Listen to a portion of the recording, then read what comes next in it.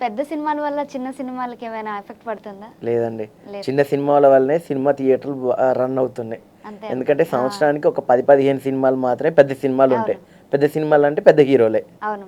అప్పుడు మనందరం ఖచ్చితంగా చూస్తాం సినిమాని.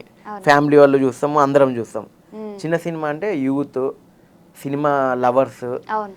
తర్వాతకి సరే చూద్దాంలే అసలు వీళ్ళు ఏదో ట్రై చేసిరు అనే వాళ్ళు కొంతమంది. ఇంకా చెప్పాలంటే బీసీ సెంటర్‌లో ఒకప్పుడు అంటే నేను బీటెక్ చదివేటప్పుడు మేము రూ. 10, రూ. 20 టికెట్లకు కూడా వెళ్ళేవాళ్ళం. ఎందుకంటే మాకు చాలామంది ఫ్రెండ్స్ ఉండే. హ్మ్. మా అందరికి టికెట్లు పెట్టుకొని వెళ్ళాలంటే మాకున్న పాకెట్ మనీ, మా ఇంటి దగ్గర నుంచి ఇచ్చే మనీ సరిపోయేది.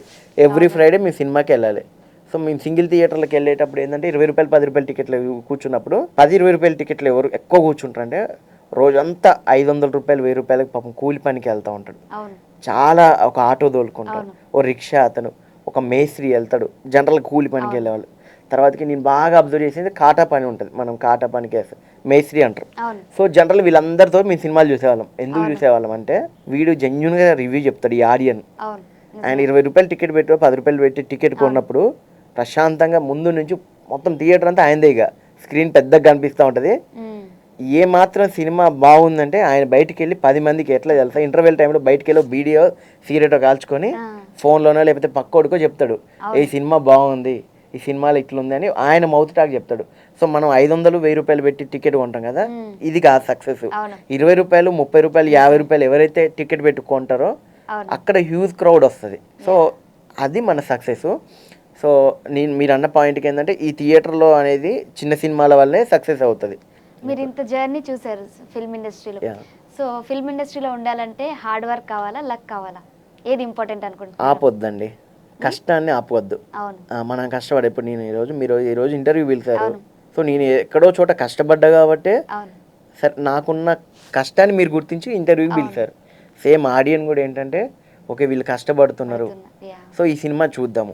అట్లా చూసిన సినిమాలే పెళ్లి చూపులు అవ్వచ్చు, అట్లా చూసిన సినిమాలే విశ్వక్సేన్ అన్న సినిమాలు అవును. అవ్వచ్చు.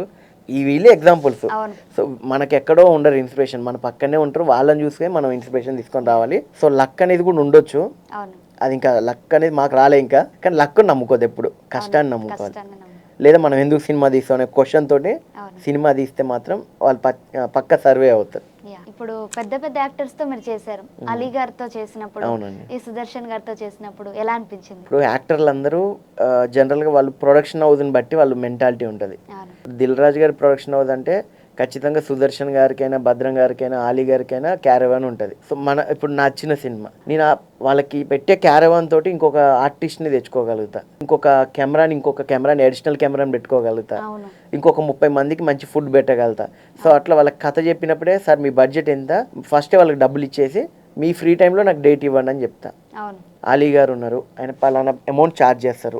ఆ ఛార్జ్ చేసే అమౌంట్ని నేను తెలుసుకొని వాళ్ళ కథ విన్నాక ఆ అమౌంట్ ముందే ఇస్తా. అది 2 డేస్కా, 1 డేకా, 3 డేస్కా ముందే అమౌంట్ ఇచ్చేసి సార్ మీ ఫ్రీ టైంలో నాకు డేట్ ఇవ్వండి. ఓకే. ఎందుకంటే మీరు పెద్ద సినిమాలకి కాంబినేషన్ సీన్సో లేకపోతే కంటిన్యూటీసో లేకపోతే వేరే వేరే ప్రోగ్రామ్స్ ఉంటాయి. సో మాకు క్యారవాన్ అయితే లేదండి, మీకు అయితే స్పెషల్గా ఒక రూమ్ పెడతామండి, అట్లా కన్విన్స్ చేసుకోవాలి. అవును. సో ఆర్టిస్ట్ కూడా వింటారు. ఇప్పుడు మనకి వాళ్ళు క్యారవాన్ అడిగేది దేనికంటే అవును. కాస్ట్యూమ్ చేంజ్కో లేదా రెస్ట్ రూమ్కి వెళ్ళడానికో లేకపోతే ఓ తినేటప్పుడు కొంచెం Yeah. ప్రైవసీకో ఒక అర్ధగంట బ్రేక్ దొరికితే స్లీప్ అనుకో అట్లా తప్ప. సో మనం కూడా వాళ్ళకి కన్వీన్ తగ్గట్టు వచ్చిన మంచి రూము, ఒక ఏసీ ఉండేదో లేకపోతే ఒక ఫ్యాన్ ఉండేదో అలాంటిది పెడితే వాళ్ళు కూడా హ్యాపీ ఫీల్ అవుతారు.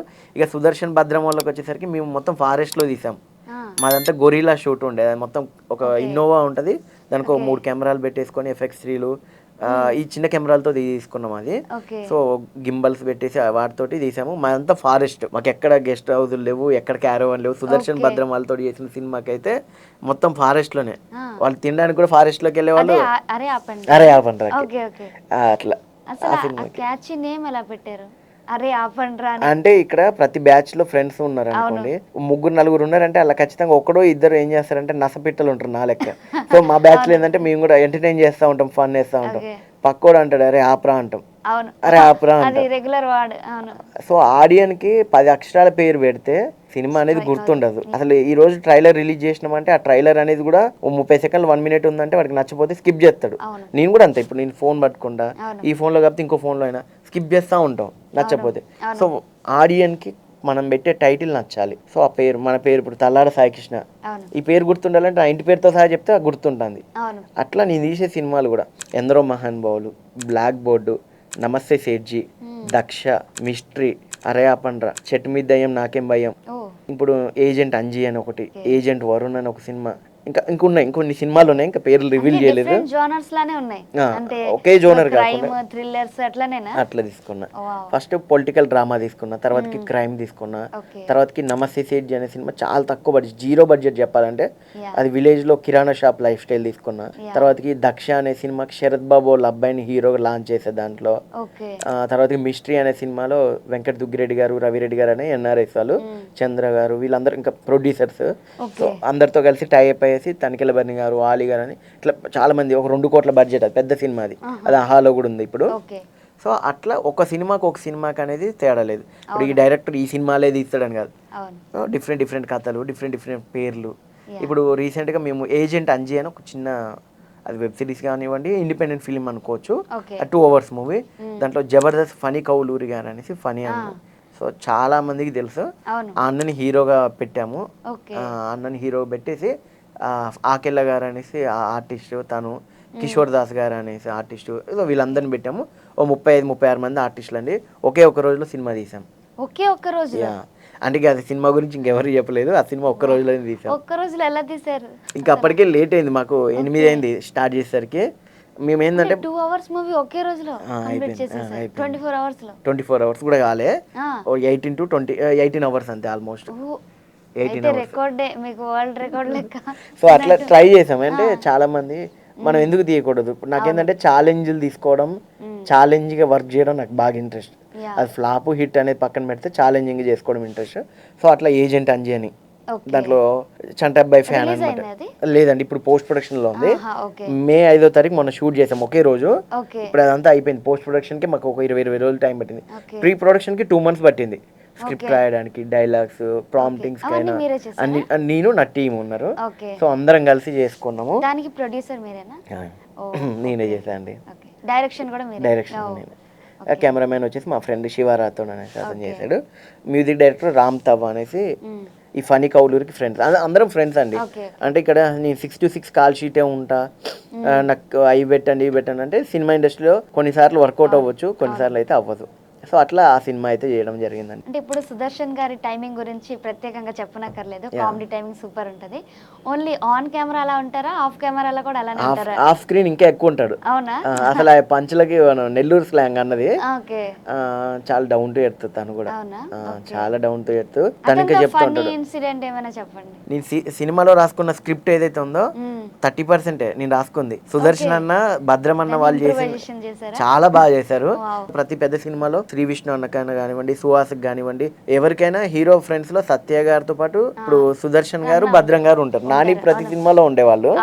సో అట్లనే నేను కూడా పెట్టుకున్నా, అరే ఇలాంటి వాళ్ళు మరి మన సినిమాకి వస్తారా రారా అది ఉండే. మంచిగా నాని అన్నతో వాళ్ళు చేసిన వర్కింగ్ అవన్నీ షేర్ చేసుకుంటా ఉండేవాళ్ళు. ఫస్ట్ టైం ఎలా అప్రోచ్ అయ్యారు సుదర్శన్ గారితో? ఈ మూవీకి ఎలా ఒప్పించడం అంటే, ఫ్రెండ్స్ కావాలి సినిమా, ఇదంతా ఫ్రెండ్స్ ఓరియంటెడ్ మూవీ. దీంట్లో హీరో అందరు హీరోలే, సుదర్శన్ అనే హీరోనే, భద్రం అనే హీరోనే, నేను హీరోనే. ఇంకా చెప్పాలంటే ఇంపార్టెన్స్ అని కాదండి, ఇప్పుడు ఫ్రెండ్స్ ఈ నగరానికి ఏమైంది చూసుకుంటే దాంట్లో అందరూ హీరోలే బేసిక్ గా. కాకపోతే ఎక్కువ సీన్లు విశ్వక్ సీన్ పడడం వల్ల హీరో. సో ఈ సినిమాలో నేనేం చేశాను అంటే, వద్దు నాకు ఎక్కువ సీన్లు వద్దు, కంటెంట్ పరంగానే వెళ్ళాలన్నట్టు, కావాలని ఇంకా నాకు సీన్లు ఇంకా వాళ్ళతో పోల్చుకుంటే 10 సీన్లు తక్కువ ఉంటాయి. సో ప్రతి సీన్ వాళ్ళు ఎలా అంటే, ఫస్ట్ సినిమాలోనే వాళ్ళు ప్రయత్నం చేయడం, ఈ డైలాగ్ని బెస్ట్ వెళ్దాము, ఈ డైలాగ్కి ఇలా వెళ్దాము, లంచ్ ఇప్పుడు వద్దు ఇంకో గంట ఆగుదాము, ఎందుకంటే వెదర్లో మేము మొత్తం ఫారెస్ట్లో తీసుకోవాలి. మనీ ఈవినింగ్ 4 అయిందంటే మళ్ళీ మేము ఖమ్మం దగ్గర బయ్యారం అని ఒక ఫారెస్ట్ ఉంటుంది. సో అక్కడ తీసుకున్నాం, మాది ఖమ్మం వరంగల్ దగ్గర కాబట్టి మాకు. సో అక్కడికి వెళ్ళి ఒక 70% అక్కడ, హైదరాబాద్లో 30%. ఫారెస్ట్ లో చేసినప్పుడు ఏమైనా ఛాలెంజెస్ ఫేస్ చేశారా? ఏం లేవంటే, అక్కడ ఏంటంటే ఏం ఫోన్ సిగ్నల్ ఉండదు, మనకి ఇన్స్టాగ్రామ్ ఇవి వాడడానికి లేదు. సో దానివల్ల ఏమైపోయిందంటే, మేము చిన్నప్పుడు ఏదైతే ఫ్రెండ్స్తో కలిసి ఊర్లో కూర్చోవడం మాట్లాడుకోవడం ఉన్నదో సేమ్ అదే అట్మాస్ఫియర్. మాకు ఫుడ్ దగ్గర కూడా మంచిగా, ఒక వనభోజనాలకు పోయినప్పుడు ఎట్లుంటారో, సో సేమ్ కార్తీక మాసంలో వనభోజనాలకు వెళ్ళినప్పుడు అందరు కలిసి వెళ్తారు కదా, సేమ్ అట్లనే మేమందరం ఫారెస్ట్లోనే ఫుడ్ తినడము, ఇంకా రకరకాల అయితే ఒక మొక్కలు అదే ఒక పిక్నిక్ లెక్క. పిక్నిక్ లానే. ఆ, కాకపోతే ఎక్కడ మేము ఎంజాయ్ చేయలేదండి. ఓ ఎందుకంటే మాకు ఎక్కడ ఏ పురుగు ఉంటుందో ఎక్కడ ఏం పాము ఉంటుందో అవును మాకు నిజమే, అది భయం సెట్ కాదు. వేస్తుంటది కదా. యా వెళ్ళాలి, వెళ్తూ ఉండాలి. ఫారెస్ట్ లో జరిగేది సినిమా అన్నమాట ఇదంతా. ఒక 20 నిమిషాలు మాత్రమే బయట, ఒక హాఫ్ అన్ అవర్ 20 నిమిషాలు మాత్రమే బయట సీక్వెన్స్ ఉంటుంది. మిగిలినదంతా సినిమా ఫారెస్ట్ లోనే ఉంటుంది. ఓకే. సో కొంచెం ఛాలెంజింగ్ గానే తీసుకున్నాం, ఎక్కడ టైం వేస్ట్ చేయలేదు, చాలా బాగా చేసుకున్నాం అండి. ఇప్పుడు అలీ గారితోని మూవీ చేశారు కదా, Yeah. సో అలీ గారి నుంచి మీకు వచ్చిన బెస్ట్ కాంప్లిమెంట్ ఏంటి? బెస్ట్ కాంప్లిమెంట్ కాదు, సజెషన్స్ ఇచ్చేవాడు. ఓకే. అసలు అంటే అలీ గారు అనగానే నాకు మాయలుడు, పెద్ద పెద్ద సినిమాలు ఇక అవన్నీ గుర్తొస్తూ ఉంటాయి. అవును. అయితే అలీ గారి దగ్గర నాకు చాలా నచ్చింది ఏంటంటే, ఒక్కసారి లొకేషన్కి వచ్చిన ప్యాకప్ అయ్యేదాకా తను రెస్ట్ తీసుకోవట్లే. ఓకే. అసలు ఎంత డెడికేటెడ్గా ఉన్నారో. వన్ మోర్ అన్నా కూడా, అంటే ఆయన 1 మోర్ కాదు బేసిక్గా, మాకు ఏంటంటే ఈ యాంగిల్లో ఇట్లా వచ్చింది, అలీ గారికి చెప్పి ఇంకొక యాంగిల్ తీసుకుందాం అంటే ఆయనకు తెలుసు ఈ యాంగిల్ పడదు, ఈ సీన్ పడదు అని తెలుసు.